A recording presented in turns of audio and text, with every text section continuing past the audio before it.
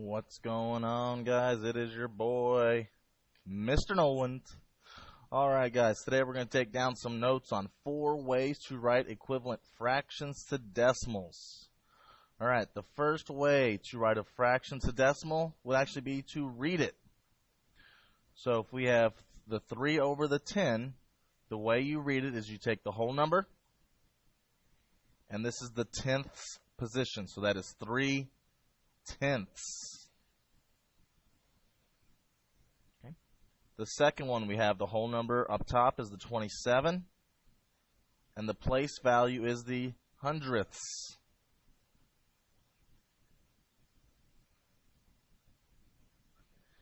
Now, what about when we have a mixed number here? You'll see this whole number 1. You have to keep that off to the side. So the way you read it is 1 and 12 hundredths. We'll be going more in detail with place value a little bit later on. These are just some examples. Now, another thing you can do is you can simplify a fraction to its simplest terms. When you are simplifying a fraction, you're taking a fraction and you're just making it smaller. It's going to be an equivalent fraction. You're just simplifying it down to its simplest terms. Now, some people struggle with simplifying. So if you look at 4 and 8, we know that they are both even numbers. So that means they are both divisible by at least 2. So let's divide both of them by 2. 4 divided by 2 is 2. 8 divided by 2 is 4. Well, guess what? This is not its simplest form. Notice the 2 and the 4, they're still even numbers. So that means, again, they are still divisible by 2. 2 divided by 2 is 1. 4 divided by 2 is 2. So 4 over 8 can be simplified all the way down to 1/2. Now, some people earlier said, well, 4 and 8, they're both divisible by 4. Well, guys, if you can see the bigger numbers that they are divisible by, then divide by those bigger numbers. Okay, let's look at the next one, 15 over 20. So what number is both 15 and 20 divisible by? Well, 5 can go into both of them. So 15 divided by 5 is 3. 20 divided by 5 is 4. Now again, the fractions that we have, like 4, 8, and 1/2, they are equivalent fractions. They are equal to one another. 15 over 20 and 3/4, again, they are also equivalent fractions. They equal one another. Now, 9 over 30, what are they both divisible by? In this case, it is 3. 9 divided by 3 is 3. 30 divided by 3 is 10. And now this next one, we got 5 and 4/12. People in my earlier classes said, well, the 4 and the 12, they're both divisible by 4. Well, my question to them is, well, the 5 is not divisible by 4. So can you explain to me? And the student said, well, that 5 is out in front, which represents a whole number. You cannot touch the whole number. And the students are right on right there. The whole number is left alone. The only thing that you can simplify is the fraction. So let's simplify just the fraction. So again, the whole number comes off to the side. 4 divided by 4 is 1. 12 divided by 4 is 3. So 5 and 4/12 is the same as 5 and 1/3. Very good job. The third way is to write an equivalent fraction is to try to change the fraction to one with a power of 10. Okay, so a power of 10. Does anyone know what the powers of 10s are? It's like 10, 100, 1,000, 10,000, and so forth. Okay, so what I'm going to try and do is I'm going to get an equal fraction, And this time my power of 10, well, it's close to 10, isn't it? To get from 5 to 10, what would you multiply by? Well, you multiply by 2. So if you multiply the bottom by 2, multiply the numerators by 2. You have to use the same scale factor. So 2/5 is equal to 4/10. They're the same. Now, I also like putting this in terms of money. I have a quarter. I want to get to $1. How many quarters does it take to give you $1? 4. So multiply by 4. So 21 times 4 is 84. So 21 over 25 is the same as 84 over 100. They are equivalent. Again, in terms of money, how many $20 bills does it take to give you $100? Well, in my world, it takes 5. 5 $20 bills will give you $100.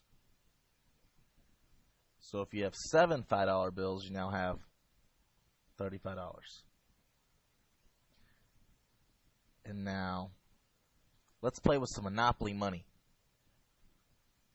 You have a $500 bill in Monopoly money. How many $500 bills does it take to give you $1,000 in Monopoly money? Well, it takes 2 of them. Oh, that's right. It takes 2. So there are all your equivalent fractions. Now, are there more answers than the ones we have shown? Absolutely. There are a lot of answers that are equivalent fractions to one another. We were just giving some examples of the powers of 10. And now the last one is to divide. Remember when we are dividing, we do math karate. Tai, bo. The tie means the top number goes in, the bottom number goes out. So let's look at this first example. The 5 goes inside, the 6 goes outside. Can 6 go into 5? No, it cannot, so add your decimal, add a 0. 6 can go into 50 8 times. 8 times 6 is 48. You have a remainder of 2. Since you have a remainder, add a 0 behind it. 6 can go into 20 3 times. Now I want y'all to notice this pattern, because math always involves patterns. You see how that number 20 is repeating? It's going to keep repeating forever and ever and ever and ever. So if you ever notice that pattern, in this case, the 20 went along with the 3. Put a bar over 3. That way you can stop working on it. The answer is going to be 0.833333 forever and ever and ever and ever. Or if you want to, you can keep going on forever and ever until the day you die with this, and you'll never finish solving it.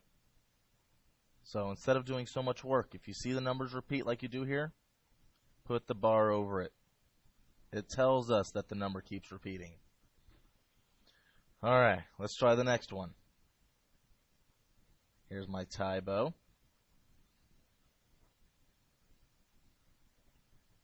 Can 9 go into 4? No, it cannot.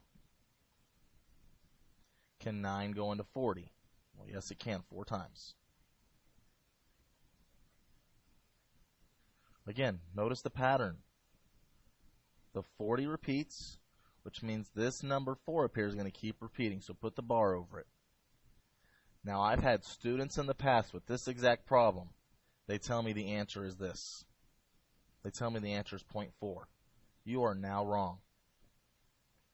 In terms of money, if I put a 0 behind there, that's 40 cents. 0.4 with a bar over it is the same as 0.44 forever and ever and ever. Well, look at the difference here. This is 40 cents. This is now 44 cents. 2 totally different answers. So make sure, if the number keeps repeating, you must put the bar over it. I can't emphasize that enough. There's your answer. All right, let's do one more. Can 11 go into 3? No, it cannot. 11 can go into 30, though, 2 times. Since I have a remainder, put a 0 behind it. 11 can go into 80 7 times. Now you're like, oh my God, look at this. That repeats right there. So that means the 30 goes along with the 2 up here. So I'm just going to put the bar over the 2. If you do that, you are now wrong. Because that makes no sense. You're going to tell me it's 0.22222 forever and ever and ever. And then suddenly you're going to put a 7 at the end. Okay. If I were to take this a step further, 11 can go into 30, again 2 times. Oh, would you look at this also? The 80 also repeats. That goes along with the 7. So the bar on this one has to go over both numbers. So this answer would be 0.272727 forever and ever and ever. Alright guys, I hope this video helps. Make sure tonight you get some good quality family time. You know, go out on a walk with your family. Watch tonight, the NFL kicks off. Watch the Packers lose to the Bears. Do a puzzle. Do something together as a family. Family time is always important. Alright guys, y'all have a great evening. Bye.